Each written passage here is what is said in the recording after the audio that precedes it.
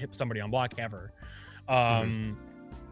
So like, it's so hard to balance because you have something that's really strong but it's expensive. You have something that's really even stronger and not expensive enough, and now you have something that is not very expensive but not very strong. Like there's no, it's really hard to find a healthy middle ground with some of these system mechanics that are baked into literally every single situation that you put yourself in.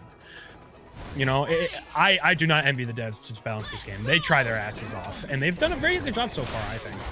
But we got, yeah. Speaking of push block, we just saw like a full screen off of that thresh back assist, and basically just keeping Rome at full screen. But yeah, this is the matchup that I've been waiting to see: Dapper Dinosaur versus Romerulez in our winners semifinals. Nice air throw, gets a full pickup. Does commit the break. Nice punish for Romerulez on the sweep. Yeah, and we mentioned it before, but yeah, these thresh combos lasting for so long, so much of that fury is already gone. Screen freeze Oki! Oh. Wow, that thresh assist didn't go anywhere. Oh, the Herbox extension. That's what he needs. We love to see that against Thresh.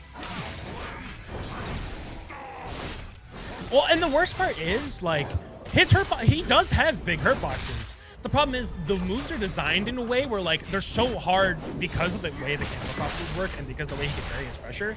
He died! I did not expect that to kill. Wow. But because of the way, nice 2H. Because of the way Thresh can vary his pressure and like his mix up in strings and timings, it's so hard to enforce the hurt boxes on his moves because 5H has a big hurt box, but it's frame not slow. Like it's frame fast. Like you can't like try to be preemptive on it in ways like the hurt box work for something like Vias 1. Like you can't. Right. That is true. Oh. Nice, great push block, forcing the, even though they push blocked the Thresh, because they're in Juggernaut, that forced the Warwick Demon Flip Light to actually land right in front of them. Rome able to recognize that and tag out, and actually get, I believe, a punish on a punish to set up some nice Oki now. Oh, wow! Henry coming out, not doing too much, but forcing a jump into break. It's going to be a 4H into nice push block timing. Oh, we got the Warwicks just scrapping. They're scratching. Oh, no, so much damage. Buttons. That's what I was talking about earlier. Just your assist is getting their ass beat in the background. You're like trying to press a button in a gap that you think is happening, and you just end up getting hit anyways. And you take like 60% of your life for it. Oh my god, this is gonna be a. I can't quite remember. Can Warwick and Blood get a full pickup off of the command grab? I don't think so. It's only supers off of it, I believe. I am not a Warwick player, so I might be wrong. Oh, unfortunate. Not very well to quite time it right. Oh, and again, just a little too low to the ground, able to get the, Oh! Yeah, Dapper Dinosaur mashing that level 3 between the gap. Doesn't have Fury, but I don't think this is gonna kill. Yeah, just barely not. Wow! Nice whoa! No, mixes the confirm! Nice 2H!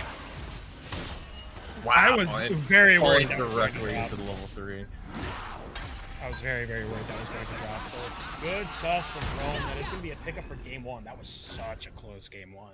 Yeah, even though Dapper didn't take a round, it was real close. Oh wow, that's true. Like, yeah, Dapper was playing that second round so well that I didn't even notice that was a 2-0 in that first game. But yeah, we've seen Rome like time and time again get some like weird hits, some weird interactions off of just something stray in neutral, but still able to pick it up. He was very good at that. Something I do and have seen from Dapper's play so far is... I lost my train of thought again. Oh no. There's so much stuff happening on the screen. I'm just watching Thresh throw lanterns around. Holy... This does no damage!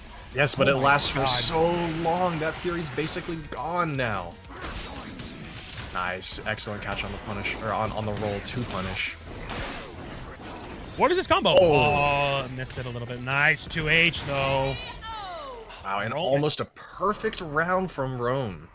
Rome making really good fast adjustments is the important one. Nice parry on the assist.